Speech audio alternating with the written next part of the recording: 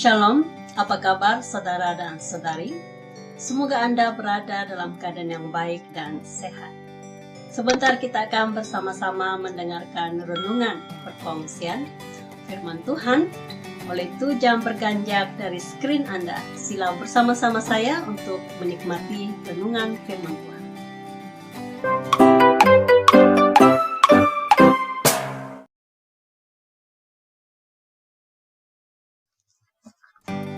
Renungan firman Tuhan pada kali ini terdapat di dalam 2 Korintus pasal 12 ayat 7 sehingga ayat yang ke-10.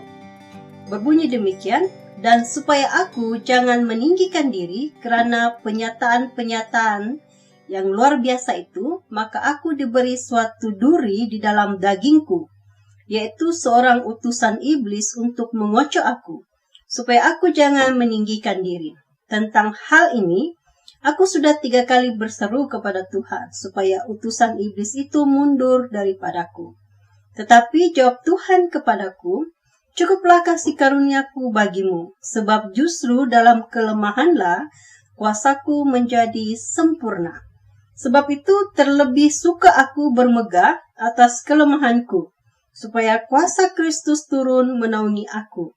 Karena itu aku senang dan rela di dalam kelemahan, di dalam siksaan, di dalam kesukaran, di dalam penganiayaan dan kesesakan oleh karena Kristus.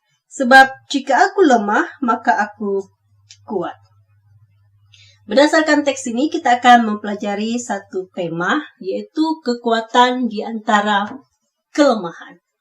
Di antara kekuatan dan kelemahan perbedaannya sangat tipis. Karena apabila seseorang itu merasa dirinya kuat, pasti ada kelemahannya. Dan jikalau ia merasa dirinya lemah, tapi sebenarnya pasti ada kekuatan yang ada pada dirinya. Dengan kata yang lain, pasti ada juga kelebihan pada dirinya. Jadi setiap kita ini, kita punya kekuatan dan kelemahan kita masing-masing. Dengan kata yang lain, kita manusia tidak sempurna. Saudara dan saudari, kalau teks yang kita baca sebentar tadi itu adalah tentang Rasul Paulus, di mana Paulus berkata bahwa dia juga boleh bermegah. Ya, dia juga boleh bermegah karena dia adalah seorang yang juga pernah dia juga mendapat penglihatan. Bahkan dia dibawa naik ke surga. Kalau kita baca teks itu, tetapi Paulus berkata, sungguh pun dia punya pengalaman yang sangat hebat, yang luar biasa bersama-sama dengan Tuhan. Paulus tidak mau bermegah, karena katanya apa gunanya itu untuk dimegah-megahkan. Tidak gunanya. Bahkan di sini, Paulus mau memberitahu kita bahwa Paulus lebih bermegah ke atas kelemahan-kelemahan yang dirasakannya dalam kehidupannya, istimewa sekali di dalam pelayanannya. Karena melalui kelemahan-kelemahan itulah kuasa Tuhan dinyatakan dalam kehidupannya dan pelayanannya. Jadi bagaimana dengan kita pada hari ini?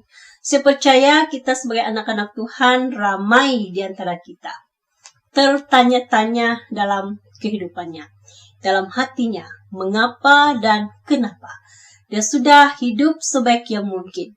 Dia sudah menjaga dirinya. Dia sudah berusaha menjadi hamba Tuhan, pelayan Tuhan. Tetapi mengapa dan kenapa usahanya tidak seperti yang ia inginkan? Mengapa dia tidak sehebat orang itu? Mengapa kehidupannya tidak sebaik orang itu?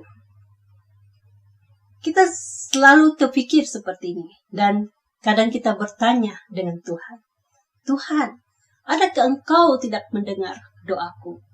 Mengapa? Saya sudah ikut apa yang Kau minta. Saya sudah usaha melakukan itu.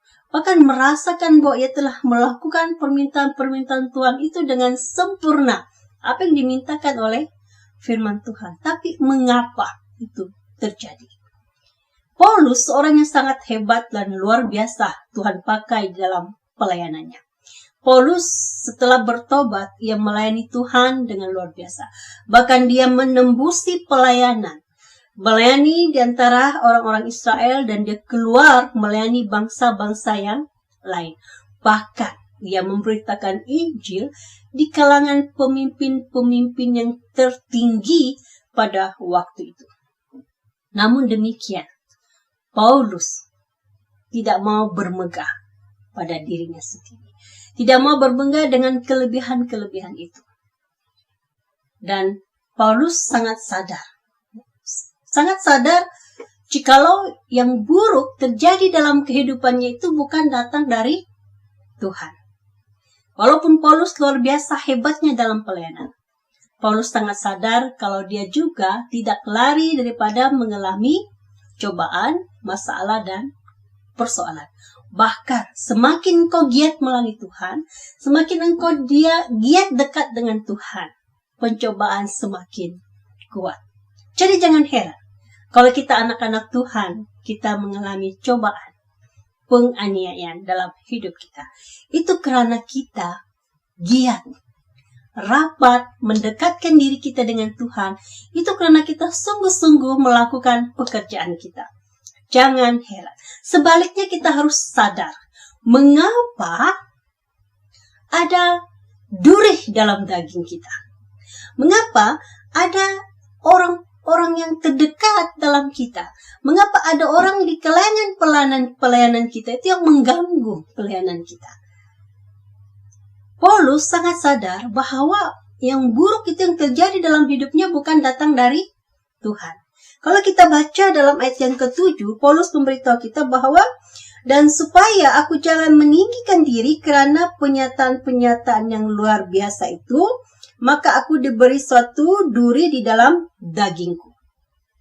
Dia diberi duri di dalam dagingnya, yaitu seorang utusan iblis untuk mengocok aku, supaya aku jangan meninggikan diri. Ada utusan iblis, seorang utusan iblis.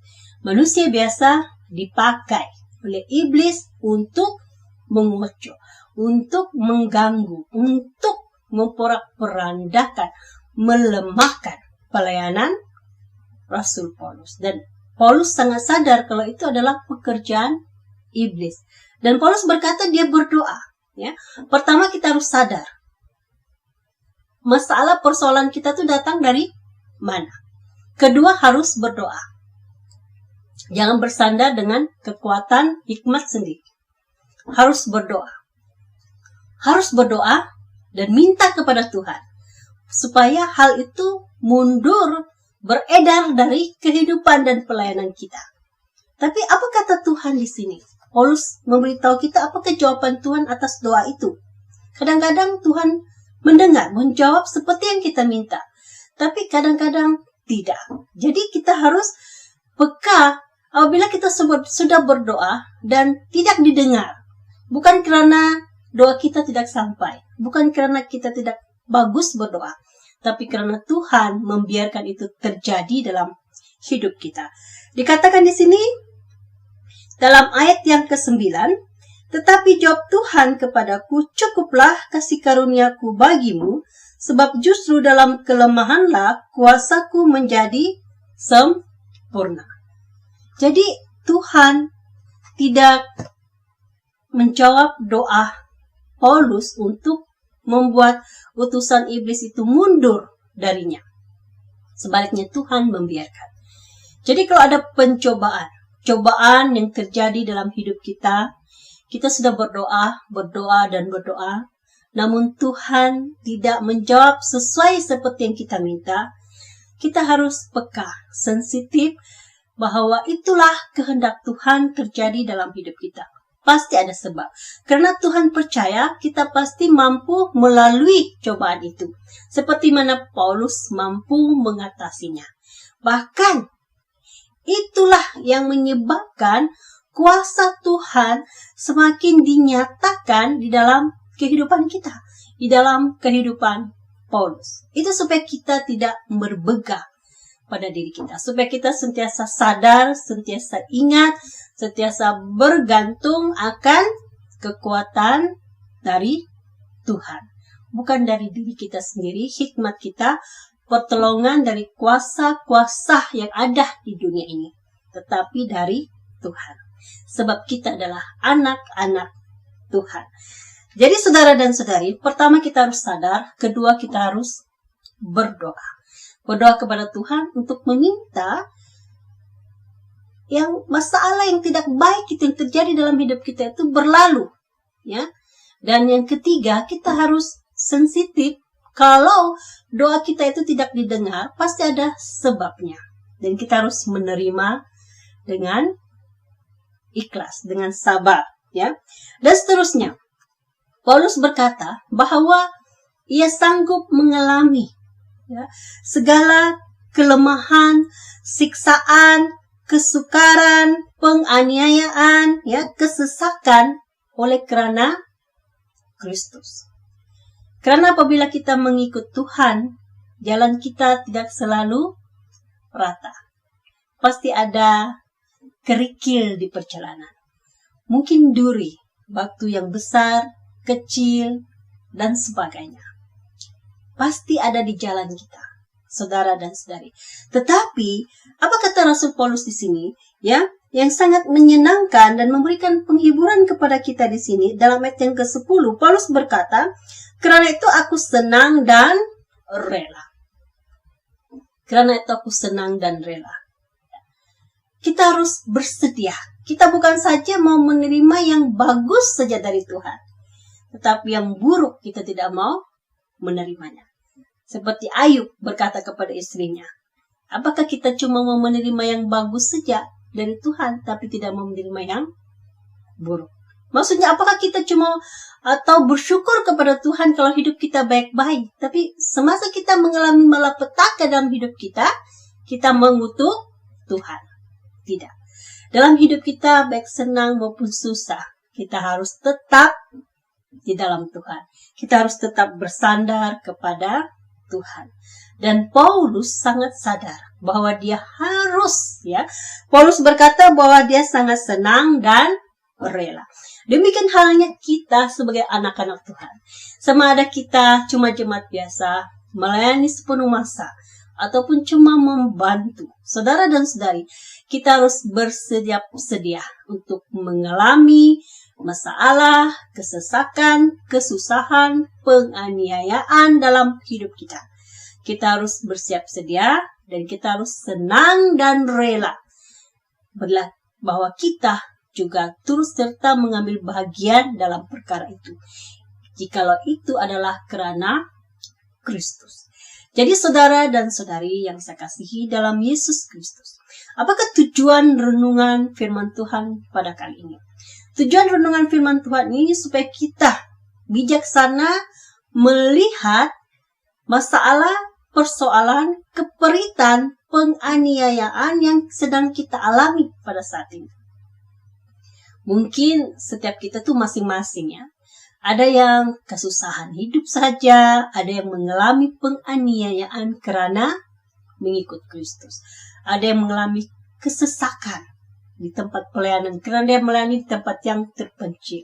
Mungkin dia melayani di gereja yang belum matang, yang belum mampu memberi persembahan dan perpuluhan, sehingga belum mampu membiayai perbelanjaan gereja dan juga gembalanya.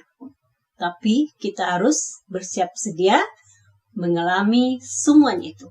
Ya, harus senang dan rela untuk melakukan itu karena demi Kristus.